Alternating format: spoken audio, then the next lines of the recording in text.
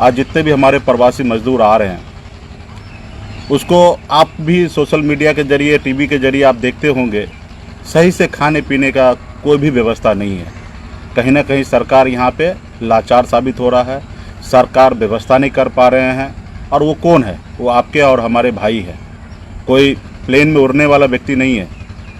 तो उसके लिए खास करके राज्य सरकार ने, हमें पता चला कि प्रबंधन आपदा विभाग ने एक व्यक्ति के लिए 2400 रुपये खर्च उन्होंने तय किया कि एक व्यक्ति पे पर डे 2400 रुपये हम खर्च कर सकते हैं। और हमें जो जानकारी मिल रहा है, एक व्यक्ति पे 150 रुपये का भी रोज़ का खर्च नहीं हो रहा है। इस तरीके से उनको रखा जा रहा है। तो ये कहीं ना कहीं आने वाले समय में ये बहुत बड़ा एक भ्रष्टाचार होने वाला है और इसको आने वाले समय में हम लोग देखेंगे। और आपको मैं जानकारी के लिए दे दूं कि ये 2400 रुपया एक दिन में एक व्यक्ति के लिए निर्धारित किया गया है। और आप भी जान रहे और हम भी जान रहे, 2 वक्त का खाना और चाय पानी नाश्ता और एक मच्छरदानी या 2 बर्तन दिया जा रहा है और एक साबुन दिया जा रहा है। तो कहीं ना कहीं आप देख रहे हैं कि किस तरीके से भ्रष्टाचार हो रहा है। और भ्रष्टाचार की तो बाद में बात करेंगे, सही से व्यवस्था नहीं दिया जा रहा है। लाइट नहीं है, पानी नहीं, बिजली नहीं, वहाँ पे रहने का सही से ठिकाना नहीं है, किसी खंडर में ला के लोगों को रख दे रहे हैं। तो ये कहीं ना कहीं इसके लिए हम आने वाले समय में बात करेंगे और इस पर आप भी विचार कीजिए कि आखिर ऐसा क्यों हो रहा है, वो भी गरीब मजदूर के साथ। दूसरा, हमने एक बड़े पदाधिकारी से हमने बात किया इस मामले को लेके कि आप ये व्यवस्था को क्यों नहीं देख रहे हैं। तो उनका कहना था कि सर, आज की तारीख में मेरे पास सिर्फ एक ही काम है, सिर्फ राशन कार्ड बनाना। उसके अलावा हमारे पास कोई काम नहीं है। सिर्फ सरकार का ऑर्डर है कि आप दुनियादारी छोड़िए, ज़्यादा से ज़्यादा लोगों को राशन कार्ड आप बनाइए। तो मैं कहना चाहूँगा कि बिहार में 15 साल से नीतीश कुमार जी का सरकार है और एक अनुमानित हमको जानकारी मिल रहा है 30 से 40 लाख लोगों का राशन कार्ड नया बनना है। तो आप बताइए कि ये 30-40 लाख लोग ये नए सिरे से अभी गरीब हो गए, जिसको सरकारी अनाज उनको चाहिए, ये पूर्व से ही गरीब है। तो ये आप तय कीजिए कि ये पूर्व से जब अगर गरीब है तो उसका राशन कार्ड अभी तक क्यों नहीं बना था? 15 साल से आप क्या कर रहे थे?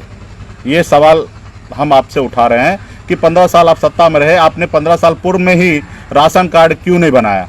अगर वो व्यक्ति अगर उस समय में अगर अमीर था और अभी गरीब हो गया, तो इसका जवाब दीजिए कि 15 साल आपका राज रहने के बावजूद भी आपका लोग आपके राज्य में गरीब कैसे हो रहा है, जिसको सरकारी अनाज पे निर्धारित होना पड़ रहा है। वो भी 30 से 40 लाख लोगों को आप लोग अनाज अभी देने का निर्णय ले रहे हैं। ये पूरा बिहार का जग जाहिर है कि नीतीश कुमार जी आपदा को, एक कहते हैं ना कि गांव में एक कहावत है कि कंठा हमेशा ध्यान रखते हैं कि कब उनके जजमान मरे। तो नीतीश कुमार जी का यही सोच है कि बिहार में कब आपदा आए। जैसे कोसी में बांध टूटा गया, उसमें लोगों को कुंटल अनाज दिया, उसका बदले में सरकार बना लिया। तो हमेशा ऐसे परिस्थिति को वो हमेशा ध्यान रखते हैं। और यहाँ पे भी वही कर रहे हैं कि हम कुछ चावल कुछ अनाज दे देंगे, लोग भूल जाएंगे। लेकिन माननीय नीतीश जी, इस बार कोई भूलने वाला नहीं। उस समय में कुछ ज़िला होता था, इस समय पूरा बिहार के लोग परेशान है और आपको कहीं ना कहीं आने वाले समय में समझाएंगे कि क्या है। तो कहीं ना कहीं ये आपदा का ये बेनिफिट उठाना चाहता है, वोट बैंक की राजनीति करना चाहता है। क्या आप आधार कार्ड बनाए हैं? क्या आधार कार्ड पे जिसके अगर राशन कार्ड नहीं है तो उसका आधार कार्ड के जरिए आप राशन दे दीजिए, बाद में आप राशन कार्ड बनाते रहिएगा, आप ऑर्डर कर दीजिए। तो आप वो करने नहीं रहे, प्रशासन को उलझा दिए हैं कि राशन कार्ड बनाइए। और पूरा बिहार का विधि व्यवस्था चौपट है, कहीं ना कहीं सरकार सही से काम नहीं कर रहा। और हमने बहुत बड़े पदाधिकारी से हमने बात किया इस बात को लेके कि क्वारंटाइन सेंटर में सही से खाना पीना नहीं हो रहा, व्यवस्था सही नहीं है, आप क्या कर रहे हैं? तो उनका एक ही आदेश था कि हम इसके अलावा हमारे पास कोई समय नहीं और मैं ये इससे ज़्यादा कुछ कर नहीं सकता। तो कहीं ना कहीं इस पर भी आपको विचार करना चाहिए। दूसरा कि बिहार में जिस तरीके से मोदी जी 20 लाख करोड़ का स्पेशल पैकेज लाए हैं, वो पैकेज पे तो हम बाद में बात करेंगे। लेकिन कम से कम राज्य सरकार, जब केंद्र सरकार जब स्पेशल पैकेज बना सकते हैं तो राज्य सरकार क्यों नहीं? राज्य सरकार का भी अपना 2.25 लाख करोड़ का बजट होता है एक साल का, और उसके अनुकूल 10% 15% एक स्पेशल पैकेज बना के तकरीबन 20,000 25,000 करोड़ का जो बिहार के लिए, लोगों के लिए स्पेशल खर्च करे, उसके लिए सरकार को सोचना चाहिए। और मुझे लगता है कि माननीय नीतीश कुमार जी को जल्द से जल्द स्पेशल पैकेज लेकर जनता के बीच में आना चाहिए और जनता को किस तरीके से सुविधा दे सके अपने लोगों को, वो लोगों को बताना चाहिए। और ये बहुत बड़ा विषय है कि सरकार को भी अपना राजस्व में से, अपने व्यवस्था में से सरकार को ऐसे आपदा के समय में सरकार को खुल के आना चाहिए। और हाँ, अभी आपने देखा कि श्रमिक जो हमारे मजदूर भाई है, वो सबसे ज़्यादा हिंदुस्तान में सबसे ज़्यादा अगर किसी राज्य का है तो बिहार, बंगाल जैसे या उत्तर प्रदेश जैसे राज्य से हमारा श्रमिक भाई पूरे देश में काम कर रहा है। और अभी एक श्रमिक भाई के लिए 8 घंटे की जगह 12 घंटे का काम करने का कानून उन्होंने केंद्र सरकार लाया है, और वो कहीं ना कहीं ये गलत था और माननीय नीतीश कुमार जी जल्द से जल्द उसको पास कर दिए। आप बताइए कि थोड़ा उनको सोचना चाहिए कि बिहार के ज़्यादा से ज़्यादा श्रमिक है जो 8 घंटे की जगह अभी 12 घंटे काम करेंगे तो उस पर क्या बीतेगा। तो कहीं ना कहीं सरकार यहाँ पे लापरवाही है और कहीं ना कहीं सरकार ध्यान नहीं दे पा रही है कि उनको उनके अपने विजन के साथ कहीं ना कहीं मोदी जी के पीछे पीछे चलने के लिए जो उनका जो है स्थिति है वो दर्शाता है कि मोदी जी जो भी निर्णय लेंगे वो उसके साथ साथ चाहेंगे।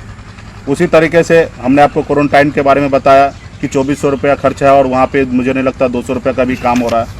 तो बिहार सरकार को पूरी तैयारी के साथ, राशन कार्ड नहीं है, आपका चूक हुआ है पूर्व में, तो अब आधार कार्ड पे लोगों को राशन देना चाहिए और सारे पदाधिकारी को सिस्टम को लगाना चाहिए। जो मजदूर हमारे बिहार में लाखों लोग आ चुके हैं और वो कोई सेंटर में खंडर में पड़े हैं, उसको 2 वक्त का रोटी सही से खाना नहीं मिल रहा, उस पर सरकार को ज़्यादा से ज़्यादा ध्यान देना चाहिए और लोगों को चेक करना चाहिए। बहुत ऐसे जगह से खबर आ रहा है कि लोग बाहर से आ रहे हैं लेकिन वो गांव में घूम रहे हैं, लेकिन प्रशासन उस पर नज़र नहीं दे रहे हैं। तो कहीं ना कहीं ये महामारी से भी बचने के लिए करना चाहिए।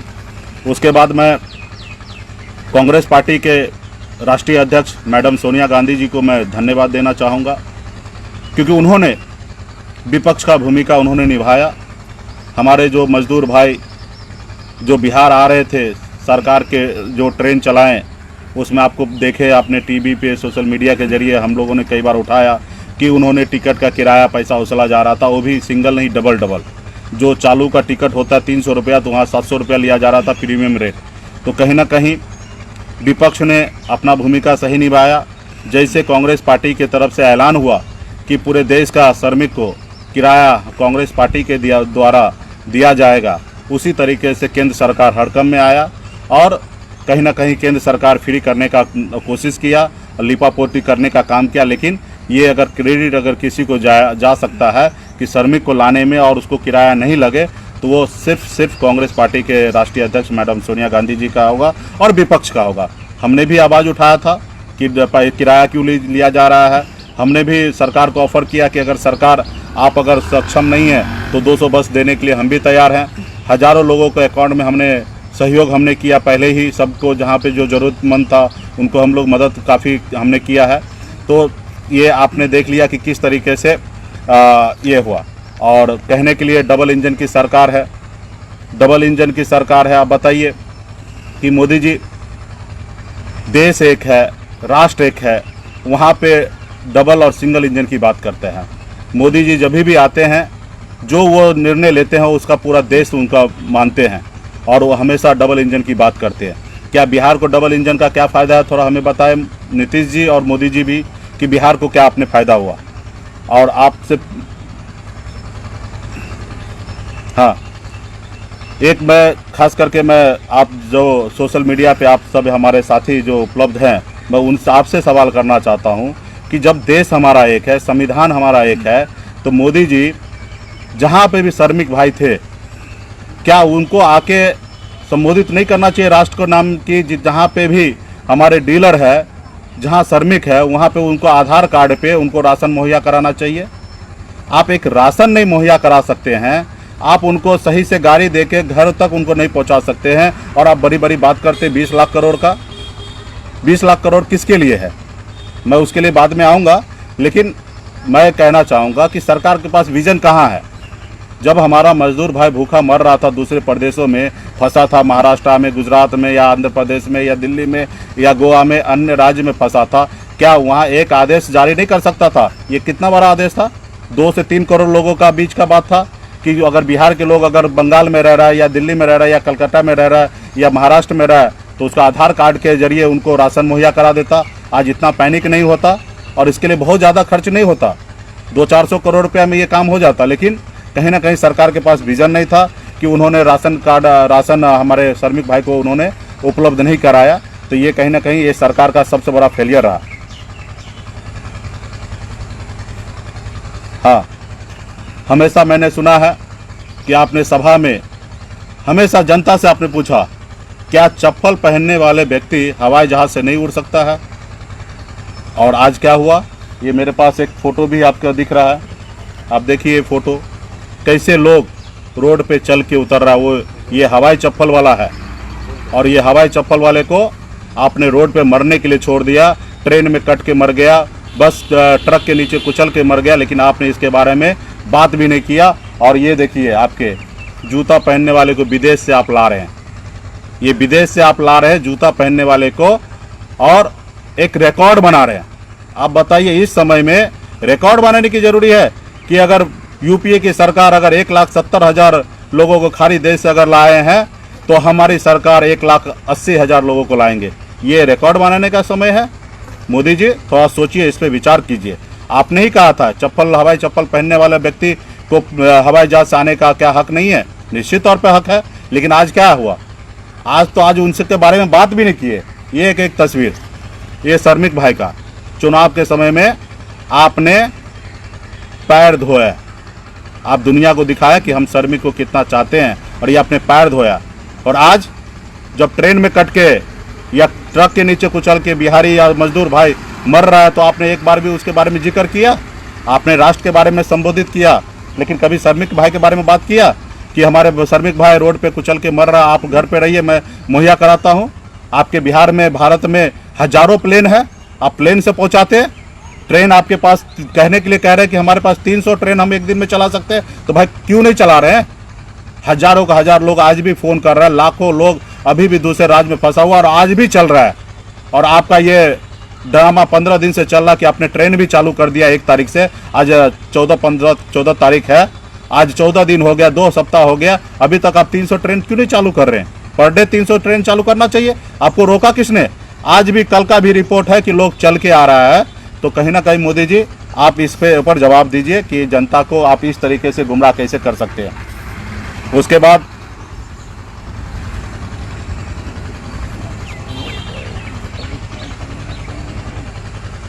और आपने 20 लाख करोड़ रुपया का आपने पैकेज लाया भारत के लिए। इसमें गरीब किसान मजदूर के लिए क्या है, तो वो बताना चाहिए ना। आप ये पैकेज को लोन दे रहे हैं, किसी को कर्ज दे रहे हैं, उसको आप पैकेज बना ले रहे हैं। आप किसी को ब्याज पे पैसा दीजिएगा, बाद में ब्याज लीजिएगा बैंक से, और उसको आप पैकेज बना रहे हैं। किसको मूर्ख बना रहे हैं? ये वही है, लोग आपके भक्त सोशल मीडिया पे लिख रहा है एक व्यक्ति को 14,000 रुपये मिलेगा। अरे भैया, जिस रोज़ आपको मिल जाए ना, मोदी जी को भक्त को मैं कहना चाहूँगा कि 14,000 रुपये जिस रोज़ आपको मिल जाए ना, उस रोज़ हमसे भी आके संपर्क कर लीजिएगा। मेरा भी हिस्सा आप ही ले लीजिएगा, हमको नहीं चाहिए मोदी जी का पैसा, ठीक है? वो 1,65,000 करोड़ का जो बजट आया था ना चुनाव के टाइम में, कितना चाहिए? 40 चाहिए, 50 चाहिए, 70 चाहिए, 80 चाहिए, लो 1.25 लाख दिया। बाद में क्या हुआ? 40,000 करोड़ पूरा रहा, 1,65,000 करोड़ दे दिया, यानी कि एक व्यक्ति को 18,000 रुपया मिला। क्या 18,000 रुपया? बिहार में खास करके मोदी जी का भक्त बहुत है। हम आपसे पूछना चाहते हैं, आपके एक व्यक्ति को 18,000 रुपये मिला, और एक परिवार में अगर 10 आदमी है तो 1,80,000 रुपया मिला क्या? हाँ, और वो पैसा किस तरीके से आया, कैसा आया? बिहार सरकार आपको हिसाब भी दिया, या आपने कभी पूछा भी कैसे पैसा आया 1,60,000 करोड़? नहीं पूछा। वही बात है ना, जैसे चुनाव के टाइम में कि विदेश से 75 लाख करोड़ रुपया लाएंगे, हर व्यक्ति को 15-15 लाख रुपया दे देंगे। कोई हिसाब किताब कुछ नहीं, कुछ फिगर नहीं, अपने मन से कुछ भी बोल देना। भाई 75 लाख करोड़ रुपया अगर विदेश में है, अगर पूरा का पूरा काला धन ले आइएगा, तो भी एक व्यक्ति को 50,000 रुपया नहीं दे सकते हैं, तो आप 15 लाख रुपया बोल दिए। क्योंकि अभी आपके सोशल मीडिया पे चलता है, भक्त बोलते हैं कितना जीरो होता है, खाली यही पूछते हैं। ये बोलते 20 लाख करोड़ रुपया दिया। अरे भाई किसको दिया? आपको दिया, आदेश किया। वही है जो आपको 15 लाख रुपया देना था, नहीं दिया। वही होगा जो आपको 1 साल में 2 करोड़ लोगों को नौकरी देना था, 5 साल में 10 करोड़ लोगों को नौकरी देना था, 10 लाख भी नहीं दिए। ये भी पैकेज वही है। तभी आप हिसाब लेने के लिए जाइएगा। अभी तो सोशल मीडिया पे भक्ति भक्ति दिखा रहे हैं, 12 को 13 को जीरो है, 14 को जीरो है। दिखाइए भाई, ये पैसा किसका है? मोदी जी कहीं से दहेज लाए थे? ये भारत का संपत्ति है, ये मेरा संपत्ति है, और इसमें से अगर कुछ भी मिलेगा तो मेरा है, मेरा अधिकार है। इस पे लोग खुश हो रहे हैं। अरे भाई ठीक है, कुछ सहूलियत आप दे रहे हैं, तो ये कहाँ से दे रहे हैं? किसका पैसा है? आप लाए थे? भाई ये देश 1947 में देश आज़ाद हुआ, और आप भी कह रहे हैं कि बहुत सालों से कांग्रेस राज कर रहे थे। ये कांग्रेस ने जमा करके रखा है। आपके रीजन में तो देखिए कि आप सब चीज़ बेचते जा रहे हैं। ये पैसा जो भी दिया जा रहा है, ये कहीं ना कहीं देश को उस तरीके से व्यवस्था से लाया गया कि आज अगर देश के पास अगर कुछ अगर संपत्ति है, अगर अर्थव्यवस्था ठीक है, तो ये कांग्रेस का देन है। आपने क्या लाया, क्या बनाया? आपने जो भी बोला वो आप पूरा किए हैं। विदेश में काला धन है 75 लाख करोड़ रुपया। बाबा रामदेव बोलते थे, वो अभी आप आवाज़ भी उठता है उनका, वो पैसा लाए हैं। वो पैसा लाते तो हम समझते हैं कि चलो आपने देश पे मेहरबानी किया।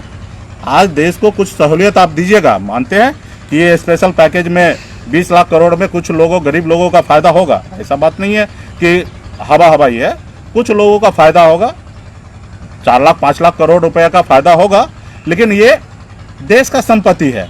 आज आप दीजिएगा, कल फिर आप क्या कीजिएगा? फिर बढ़ा दीजिएगा।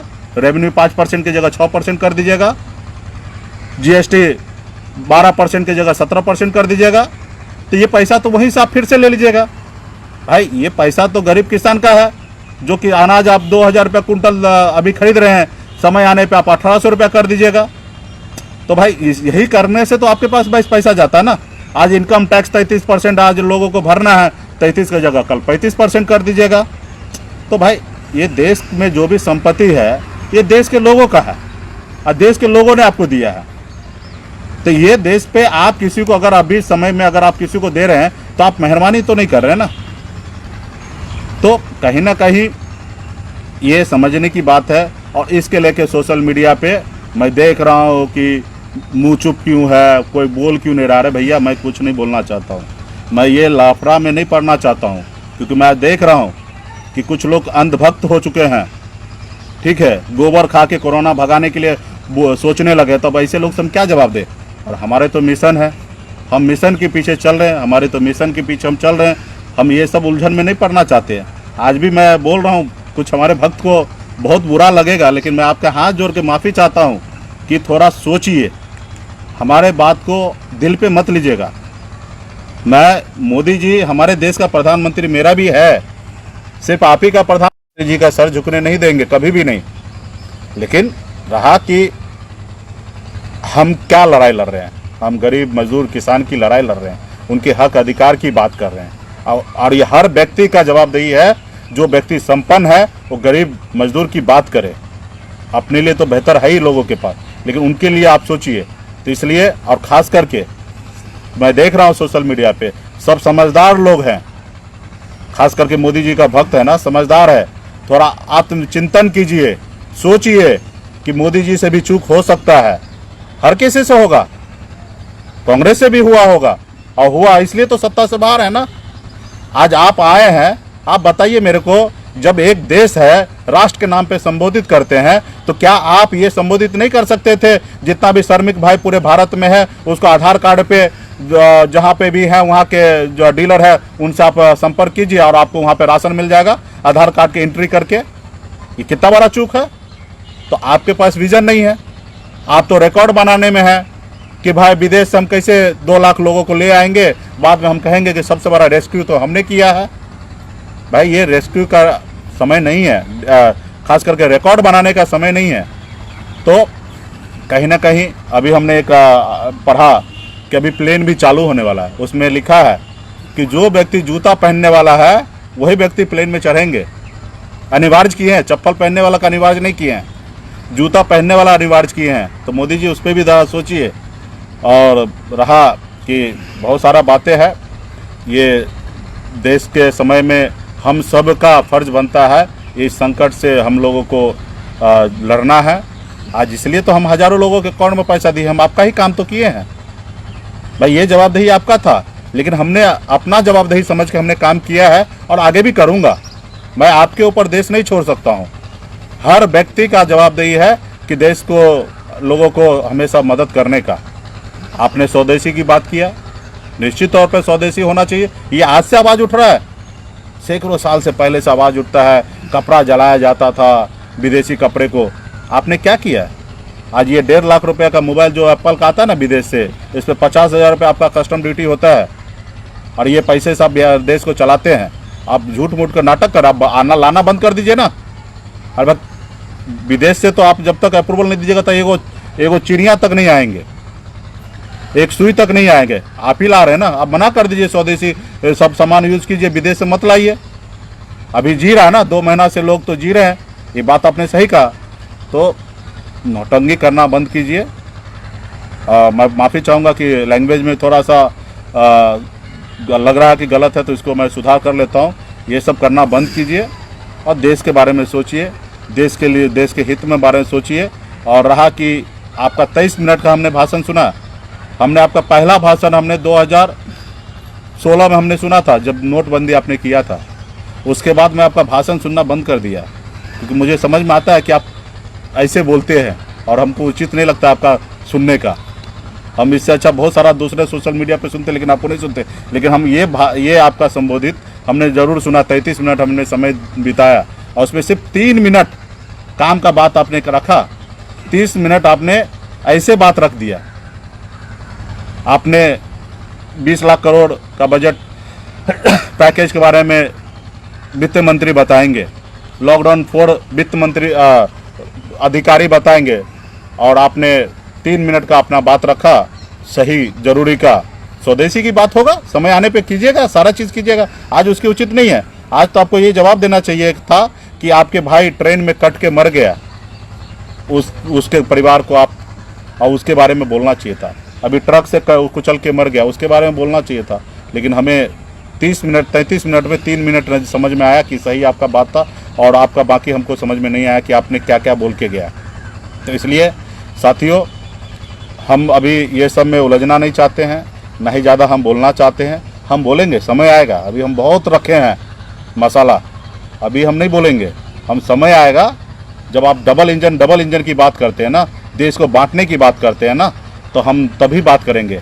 अब देखते हैं ना, डबल इंजन की सरकार है तो बिहार को आप क्या विशेष दे देते हैं, और इसका मतलब जहां आपकी सरकार नहीं वहां भूखे मार दीजिएगा लोगों को।